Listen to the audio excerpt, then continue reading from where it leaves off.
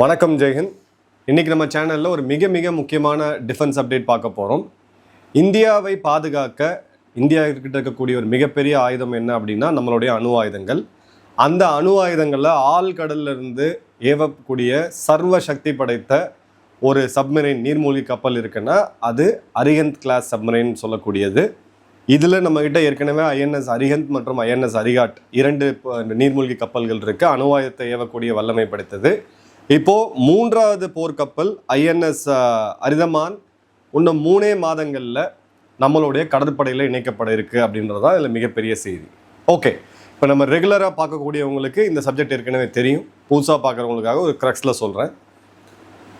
ஒரு நாட்டோடைய அந்த அடிப்படை எக்ஸிஸ்டென்ஷியல் கிரைசிஸ் அப்படின்னு வரும்போது, நாடு இருக்குமா இல்லையா அப்படின்ற ஒரு அபாயம் வரும்பொழுது அந்த நாட்டை காப்பாற்றக்கூடியது இந்த நாடுகிட்ட இருக்கக்கூடிய அணு ஆயுதம். இப்போது அணு ஆயுதம் மட்டும் வச்சுக்கிட்டு இருக்கக்கூடிய ஒரு நாடு பாதுகாப்பாக இருக்குமான்னு கேட்டிங்கன்னா கண்டிப்பாக கிடையாது. உதாரணத்துக்கு பாகிஸ்தான் ஆப்ரேஷன் சிந்தூர் மே 10ஆம் தேதி காலையில் இந்தியா அவங்களுடைய அணு ஆயுத கிடங்கு மீதே நடத்திய தாக்குதல் அப்படின்றப்போ அந்த அணு ஆயுதங்கள் பயனற்று போகக்கூடிய ஒரு சூழ்நிலை வந்ததை பார்த்தோம். அப்போது இந்த அணு ஆயுதத்தை ஏவக்கூடிய வல்லமை அப்படின்றது வேணும். அப்போ அந்த ஏவக்கூடியது வல்லமை அப்படின்ற போது ஒரு ட்ரையாட், முக்கோணம் அப்படின்னு சொல்லுவோம். நியூக்ளியர் ட்ரையாட் அப்படின்றது அதோட டெக்னிக்கல் லாங்குவேஜ். நியூக்ளியர் ட்ரையாட் அப்படின்றது என்னென்னா, இப்போது இந்த அணு ஆயுதத்தை நம்ம ஏவணும் அப்படின்ற போது அக்னி போன்ற பேலஸ்டிக் ரக ஏவுகணைகளை வைத்து நம்ம ஏவ முடியும். ஆனால் இதில் இருக்கக்கூடிய பிரச்சனை என்ன அப்படின்னு பார்த்தீங்கன்னா, இந்த ஒரு ஏவுகணை அப்படின்றது அக்னி அப்படின்றது இப்போ நம்ம மொபைல் பிளாட்ஃபார்மில் வந்து கூட லான்ச் பண்ணதெல்லாம் நம்ம பார்த்தோம். இருந்தாலும் இன்றைக்கி இருக்கக்கூடிய சேட்டலைட் தொழில்நுட்பங்களில் நம்மளுடைய அந்த மிசைல் லான்ச்சிங் பேசஸ், அந்த எங்கேருந்து ஏவப்படக்கூடிய அந்த தளங்கள் அப்படின்றது எதிரிக்கு கண்டிப்பாக தெரியும்.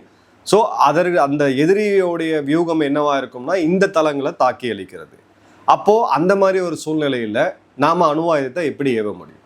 நம்மக்கிட்ட இருக்கக்கூடிய போர் விமானங்களான ரஃபேல், ஜகுவா போன்ற போர் விமானங்கள் மூலிமா இந்த அணு ஆயுதத்தை டெலிவர் பண்ண முடியும்.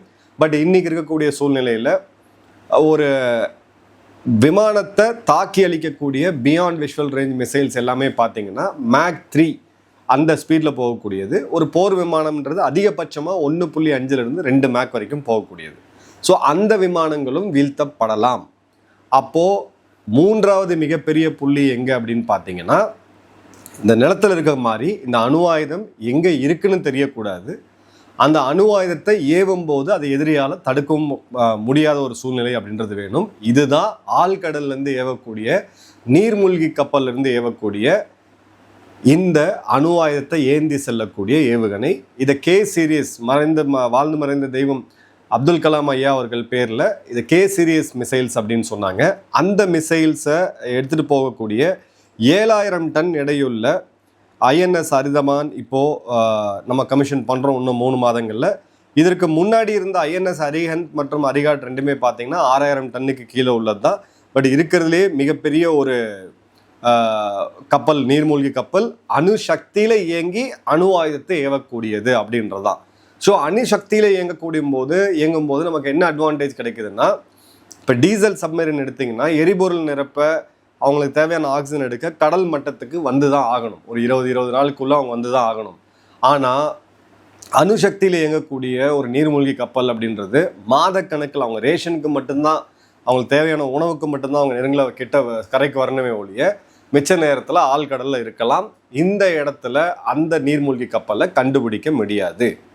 அப்போது நம்மளோட எதிரியாக இருக்கக்கூடிய சீனா, இப்போது சீனாவுடைய மலாக்கா ஸ்ட்ரெயிட்டை தாண்டி இந்தியா தென் சீன கடல் பகுதிகளில் நம்மளுடைய கப்பலை வைத்திருக்காங்க அப்படின்ற போது சீனாவால் நிச்சயமாக அதை கண்டுபிடிக்க முடியாது அவ்வளோ எளிதாக. இப்போ இந்த நேரத்தில் சீனா நம்ம மீது ஒரு அணு ஆயுதத்தை தாக்குனாலோ இல்லை இந்தியாவுக்கு ஒரு மிகப்பெரிய அச்சுறுத்தல் வந்தாலோ, நம்மளுடைய அணு ஆயுத பாலிசி படி எடுத்தீங்க, நியூக்ளியர் டாக்டரின் படி எடுத்தீங்கன்னா இந்தியா முதல்ல அணு ஆயுதத்தை பிரயோகிக்காது.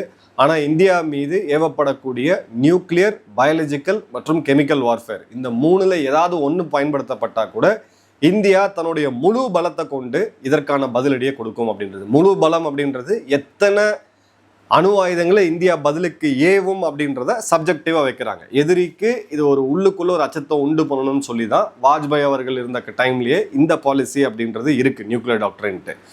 அப்போ நம்மளால் வெகு வேகமாக சைனாவுடைய சில முக்கியமான நகரங்களில் நாம் பதிலுக்கு செகண்ட் ஸ்ட்ரைக்குன்னு சொல்லக்கூடிய ரிட்டாலியேட்டரி ஸ்ட்ரைக்கை வந்து பண்ண முடியும். இப்போது இந்த அரிமான் கப்பல் எடுத்தீங்க அப்படின்னா, இந்த போர்க்கப்பல் அப்படின்றது அட்வான்ஸ் டெக்னாலஜி வெசல் அப்படின்ற ப்ராஜெக்ட், ஏடிவி ப்ராஜெக்ட் முழுவதும் இந்தியாவிலே வடிவமைக்கப்பட்டு இந்தியாவிலேயே உருவாக்கப்பட்டு கிட்டத்தட்ட 80% அதிகமாக இதில் பயன்படுத்திட்டு இருக்கக்கூடிய பாகங்கள் எல்லாமே இந்தியாவில் தயாரிக்கப்பட்டது. ஸோ இது ஒரு கம்ப்ளீட்டான சுயசார்பு அப்படின்னு நம்ம சொல்லலாம். ஒரு ஆத்ம நிர்பார் பாரத் அப்படின்னு சொல்லி செல்ஃப் ரிலையன்ட் மிஷன் அப்படின்னு நம்ம சொல்லலாம். அதே மாதிரி பார்த்தீங்க அப்படின்னா ஐஎன்எஸ் அரிகந்த் 2016, ஐஎன்எஸ் அரிகாட் 2024, இப்போ 3வது மிகப்பெரிய போர்க்கப்பலான ஐஎஸ் அரிதமான் அப்படின்றது 2026.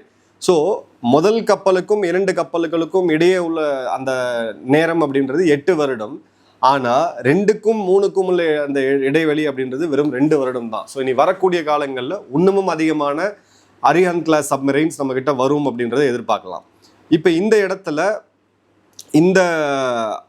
இந்த குறிப்பிட்ட நீர்மூழ்கி கப்பல் என்ன விதமான ஆயுதங்கள் எடுத்துகிட்டு போகும்? இதில் பார்த்தீங்கன்னா K4 லாங் ரேஞ்ச் 3500 கிலோமீட்டருக்கும் தூரத்தில் செல்லக்கூடிய தாக்கி அளிக்கக்கூடிய, இதில் குறிப்பிட்டு நம்ம பார்க்க வேண்டியது என்னென்னா, சைனாவோட எக்ஸ்பர்ட் சொல்லக்கூடிய கணக்கை வந்து வேறு. ஆனால் நம்ம 3500 கிலோமீட்டர் ப்ளஸ்ன்னு போட்டிருக்கோம். ப்ளஸ்ன்றது 500, 1000, 2000 நம்ம இன்னும் ஓப்பனாக வச்சுருக்கோம். அதே மாதிரி K15 சொல்லக்கூடிய சாகரிகான்னு சொல்லக்கூடிய 750லேருந்து 1900 கிலோமீட்டர் தாக்கக்கூடிய ஏவுகணை. ஸோ ரெண்டுமே என்ன மீனிங் பண்ணுது அப்படின்னு பார்த்தீங்கன்னா, K15 அப்படின்றது பாகிஸ்தானுக்கு, K4 அப்படின்றது சைனாவுக்கு. நாளைக்கு அப்படிப்பட்ட சூழ்நிலை வரக்கூடாது, கடவுள்கிட்ட நம்ம எல்லாரும் வேண்டிக்கலாம். பட் அப்படி ஒரு சூழ்நிலை வந்ததுன்னா இந்தியா திரும்பி அடிக்கக்கூடிய அந்த அடி அப்படின்றது மரண அடியாக இருக்கும் அப்படின்றதுக்கான ஒரு எக்ஸாம்பிள் இது. அதே மாதிரி பார்த்தீங்க அப்படின்னா இது ரெண்டுமே ப்ரெஷரைஸ்ட் ஹெவி வாட்டர் ரியாக்டர்னு சொல்லக்கூடிய PHWR, அதாவது அணுசக்தியில் இயங்கக்கூடியது. இந்த டெக்னாலஜியுமே முழுவதும் இந்தியாவில் தயாரிக்கப்பட்டது அப்படின்றத பார்க்குறோம்.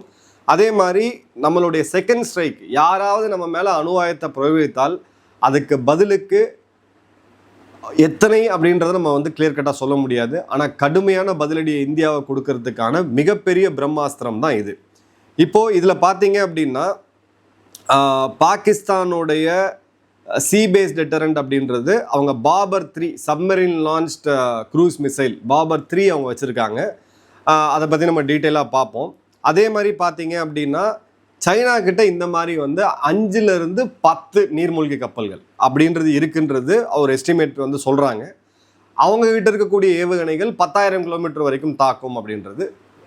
நம்ம கிட்ட இருக்கக்கூடியது அப்படின்றது 3500 கிலோமீட்டர் ப்ளஸ் நம்மக்கிட்ட 3 ஆப்ரேஷனில் ஆக போகுது. சைனாட்ட இருக்க பிரச்சனை என்னென்னா 10ன்னு அவங்க சொன்னாலும் அந்த கப்பல்கள் ஒரு நாடு தன்னுடைய பவரை ப்ரொஜெக்ட் பண்ணுறதுக்கு, நீங்கள் இந்தியாவோட கடற்படையை ஃபாலோ பண்ணுறவங்களுக்கு தெரியும், அடிக்கடி வந்து மேலே வரும்போது இந்த கப்பல்கள் போர்க்கப்பல்கள் மேலே நீர்மூழ்கி கப்பல் வரும்போது ஒரு சின்ன ஒரு ஃபோட்டோ எடுத்து பப்ளிக்காக போடுவாங்க. அப்போ அது ஆப்ரேஷனலாக இருக்குன்றதை உலகத்துக்கு காமிக்கிறது. பட் சைனாவை பொறுத்த வரைக்கும் அந்த மாதிரி ஒரு இடத்துல அந்த மாதிரியான ஒரு நிகழ்வை நம்ம பார்த்தது கிடையாது. இங்கும் அங்குமா ஒரு சில புகைப்படங்கள் அப்படின்றது வரும். ஸோ இந்த 3வது போர்க்கப்பல் நீர்மூழ்கி அணு ஆயுதம் ஏந்தி செல்லக்கூடிய நீர்மூழ்கி போர்க்கப்பல் அப்படின்றது ஸோ கிளியர் கட்டாக என்ன அட்வான்டேஜ் கொடுக்குதுன்னா, 1 பராமரிப்பில் இருந்தால் கூட 2 எப்பயுமே ஆப்ரேஷன்லாம் ஆக்டிவாக இருக்கும். ஒன்றுக்கு ஒன்று ஓவர்லேப் பண்ணி பெட்ரோல் பண்ண முடியும். அதே மாதிரி நம்மளுடைய வெஸ்டர்ன் சீபோர்டுன்னு சொல்லக்கூடிய பாகிஸ்தான்லேருந்து ஈரான் ஆல்மோஸ்ட் பார்த்தீங்கன்னா கல்ஃப் ஆஃப் ஒமன் வரைக்குமான கடல் பகுதிகளில் ஒரு சப்மரைனையும், இன்னொன்று பார்த்தீங்கன்னா நம்மளுடைய ஈஸ்டர்ன் சீபோர்டுன்னு சொல்லக்கூடிய வைசாகில் ஆரம்பித்து அந்தமான் தாண்டி மலாக்கா ஸ்ட்ரெயிட்ஸ் தென்சீன கடல் பகுதிகள் வரைக்கும் இன்னொரு போர்க்கப்பலையும் நம்ம வந்து கம்ப்ளீட்டாக இது பண்ண முடியும். அதே மாதிரி இது LNTயோடைய நிறுவனமும் பாபா அட்டாமிக் ரிசர்ச் சென்டர்ஸோடைய ரியாக்டர் மற்றும் DRDOடைய மிசைல்ஸ். ஸோ இது 3மே இந்திய நிறுவனங்கள். ஸோ அந்த இடத்துல நமக்கு வந்து ஒரு பெரிய ஒரு அட்வான்டேஜ் இருக்குது அப்படின்றத பார்க்குறோம். அதே மாதிரி இது இந்தியாவுடைய கடற்படையின் தலைமையில் வராது. இதில் இயக்க போகிறது கடற்படையாக இருந்தாலும் இதோடைய தலைமை, இதோடைய கட்டுப்பாடு அப்படின்றது இந்தியாவுடைய அணு ஆயுதத்தை இயக்கக்கூடிய ஸ்ட்ராட்டஜிக் ஃபோர்ஸஸ் கமாண்ட் அப்படின்னு சொல்லக்கூடிய SFCயில் தான் இருக்க போகுது. ஸோ எந்த அளவுக்கு மிக முக்கியமானது அப்படின்னு நம்ம வந்து இதை பார்க்கலாம். அதே மாதிரி இது ஒரு தேர்ட் லெக். இப்போ பாகிஸ்தான் கிட்ட இது கிடையாது. உலகத்திலே சில நாடுகள்கிட்ட மட்டும்தான் இது இருக்குது. அமெரிக்கா, ரஷ்யா, சைனா, பிறகு இந்தியா. யூகேட்ட இந்த மாதிரியான இது இருந்தாலும் அவங்களால வந்து அதை டிப்ளாய் பண்ணி அவங்க எங்கேயுமே இதை ஆப்ரேஷனலைஸ் பண்ண கிடையாது. ஸோ ஆப்ரேஷனலைஸ் பண்ணது உலகத்திலே 4 நாடுகள் மட்டும்தான். அமெரிக்கா, ரஷ்யா, சைனா மற்றும் இந்தியா. ஸோ நம்மளுடைய அந்த சூப்பர் பவர் அம்பிஷன், ஒரு மிடில் பவர்லேருந்து சூப்பர் பவர் அம்பிஷன் போகக்கூடிய அந்த இடத்துல நம்ம கொஞ்சம் கொஞ்சமாக நமக்கும் சைனாக்கும் கேப் அதிகமாக இருந்தாலும் நம்ம வேகமாக அந்த கேப்பை க்ளோஸ் பண்ணிகிட்டு இருக்கோம் அப்படின்றதையும் நம்ம கண்டிப்பாக உணரணும். அதே மாதிரி பார்த்தீங்க அப்படின்னா சைனாவை பொறுத்த வரைக்கும் இது ஒரு பவர் ப்ரொஜெக்ஷன், அமெரிக்காவை பொறுத்த வரைக்கும் இது ஒரு மிரட்டல் ஆயுதம். ரஷ்யா எப்பப்பெல்லாம் அணு ஆயுதத்தை கையில் எடுக்கிறேன்னு மிரட்டுறாங்களோ அப்போ பார்த்தீங்கன்னா அமெரிக்காவுடைய இந்த அணு ஆயுதம் ஏந்தி செல்லக்கூடிய நீர்மூழ்கி போர்க்கப்பலில் கருங்கடல், அதாவது பிளாக் சீல கொண்டு போய் நிறுத்தினாங்க. ஒரு 3 மாதங்களுக்கு முன்னாடி கூட இந்த மாதிரியான ஒரு நிகழ்வு நடந்தது. பாகிஸ்தான் பார்த்தீங்கன்னா அவங்ககிட்ட இந்த மாதிரியான ஆயுதங்கள் கிடையாது, அதை வந்து ஏற்கிறதுக்கான திறமையும் பாகிஸ்தான்கிட்ட கிடையாது அப்படின்றத பார்க்குறோம். ஸோ இப்போ இருக்கக்கூடியது ஐஎன்எஸ் அரிஹந்த் மற்றும் ஐஎன்எஸ் அரிகாட் ரெண்டுமே ஆப்ரேஷனலைஸ் ஆயிருச்சு. ஐஎன்எஸ் அரிதமான் இப்போ அடுத்தது வருது. அதன் பிறகு S4 அப்படின்றது 4வது அணு ஆயுதம் என்று சொல்லக்கூடிய நீர்மூழ்கி போர்க்கப்பல் அப்படின்றது 2030க்குள்ளேயே வந்துடும் அப்படின்றத பார்க்குறோம். நமக்கு தேவைப்படக்கூடியது 6, 3 இப்போ ஆல்மோஸ்ட் ரெடியாக வந்துருச்சு, 1 இன்னும் 2030க்குள்ளே வரப்போகுது. ஸோ 2036க்குள்ளே இந்த ஒரு டாமினேஷன் அப்படின்றது மிகப்பெரிய லெவலில் இருக்க போகுது அப்படின்றத பார்க்குறோம். அதே மாதிரி ஒரு நீர்மூழ்கி கப்பலில் 4லிருந்து 8 K-15 ரக ஏவுகணைகள், அதாவது 1500 கிலோமீட்டர் வரைக்கும் போகக்கூடிய ஏவுகணைகள் அப்படின்றது 4லிருந்து 8 எடுத்துகிட்டு போகலாம். அதுக்கு என்ன அர்த்தம்னா ஒரே நேரத்தில் 8 அணு ஆயுதங்களை இந்தியாவால் ஏவ முடியும். இல்லாட்டி அதே மாதிரி K4 பார்த்தீங்க அப்படின்னா 3500 கிலோமீட்டர். ஸோ சைனாவை நோக்கி இந்தியாவால் ஒரே நேரத்தில் MIRVன்னு சொல்லக்கூடிய மல்டிபிள் இண்டிபெண்ட் ரீஎன்ட்ரி வெஹிக்கிள், அதாவது ஒரு ஏவுகணையில் பல அணு ஆயுதங்கள் எடுத்துகிட்டு போகிற மாதிரி அந்த மாதிரி 8 ஏவுகணைகளை இந்தியாவால் ஒரே நேரத்தில் ஏவ முடியும். அடுத்தது K6 ப்ராஜெக்ட் அப்படின்றது 8000 கிலோமீட்டர் ரேஞ்ச் உடையது. 8000 கிலோமீட்டர் அப்படின்றது கிட்டத்தட்ட உலகத்தோடைய எல்லா பகுதியிலுமே கவர் பண்ணக்கூடிய அளவுக்கான வல்லமை அப்படின்றது நமக்கு கிடைக்க போகுது அப்படின்றத பார்க்குறோம். இப்போது நம்ம ஒரு கம்பேரிசனுக்காக எடுத்தோம்னா நிறைய பேர் இந்த கம்பேரிசன் கேட்குறீங்க, அதனால் சொல்கிறேன். ஆப்ரேஷனல் SSBNஸ்ன்னு சொல்லக்கூடியது இந்தியா கிட்ட இருக்கிறது 3 இப்போ மே மாதத்தோட. சைனாட்ட பார்த்தீங்கன்னா 6லிருந்து 10 அப்படின்றாங்க. பட் ரஃப் எஸ்டிமேட்டாக நம்ம 6 எடுத்துக்கலாம். பாகிஸ்தான்கிட்ட எதுவும் கிடையாது. நம்ம கிட்ட இருக்கக்கூடிய மொத்த நீர்மூழ்கி கப்பல் வெறும் 19 மட்டும்தான். சைனா கிட்ட இருக்கிறது 60, பாகிஸ்தான் இருக்கிறது 8லிருந்து 11. நம்ம கிட்ட இருக்கக்கூடிய மிசைல் ரேஞ்ச் இப்போதைக்கு 3500 கிலோமீட்டருக்கு அதிகமாக, வெகு விரைவில் 8000 கிலோமீட்டர் ஆக போகுது. சைனா கிட்ட இருக்கிறது 10,000 கிலோமீட்டர்னு சொல்லக்கூடிய JL-3 ரக ஏவுகணைகள். பாகிஸ்தான் இருக்கிறது பாபர் சப்மரீன் லான்ச்டு க்ரூஸ் மிசைல்னு சொல்லக்கூடியது வெறும் 450 கிலோமீட்டர் உடையது. இப்போ இந்த 450 கிலோமீட்டர் ஏவுகணையை அவங்க பயன்படுத்தணும்னா இந்தியா கிட்ட வந்தால் தான் அவங்க வந்து அதை பயன்படுத்த முடியும். ஸோ அந்த இடத்துல அவங்களால எவ்வளோ நாள் அதை ஸ்டெல்த்தை மெயின்டைன் பண்ண முடியும் அப்படின்றதும் ஒன்று இருக்குது. ஸோ நம்மளுடைய 2 ஃப்ரண்ட் சேலஞ்ச், ஒரே நேரத்தில் 2 அணு ஆயுதங்களை கொண்ட நாடுகளான இந்தியாவும் பாகிஸ்தானும் சைனாவும் ஒரே நேரத்தில் தாக்கக்கூடிய ஒரு சூழ்நிலை வந்துச்சுன்னா அந்த நேரத்தில் நம்மளை காப்பாற்றக்கூடிய ஒரு மிகப்பெரிய ஆயுதம் அப்படின்றது இதுதான்.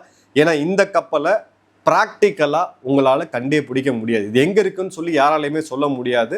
அதனால தான் பார்த்தீங்கன்னா இந்த வைசாக ஒட்டி இருக்கக்கூடிய கோகோ ஐலாண்ட் போன்ற தீவுகளில் சைனா மெனக்கெட்டு கோடிக்கணக்கான பணத்தை செலவு பண்ணி மியான்மரோட்ட பேசி அவங்ககிட்ட காசு கொடுத்து அந்த பேஸில் வரத்துக்கான காரணம் இந்த 3 போர்க்கப்பல்கள், இந்தியாவுடைய அணு ஆயுதத்தை ஏவக்கூடிய நீர்மூழ்கி கப்பல்களை கண்காணிக்கிறதுக்கு மட்டுமே அவங்க வந்து பார்த்தீங்கன்னா 10-15 கப்பல்களை சுத்த விட்டுட்டு இருக்காங்க. ஈவன் ஒன் டைம் அமெரிக்காவுடைய கப்பல்கள் இங்கே இருந்ததே நம்ம பார்த்தோம். அந்த அளவுக்கு ஸ்ட்ராட்டஜிக்கான மிக முக்கியத்துவம் வாய்ந்த ஒரு கப்பல், போர்க்கப்பல் தான் இது.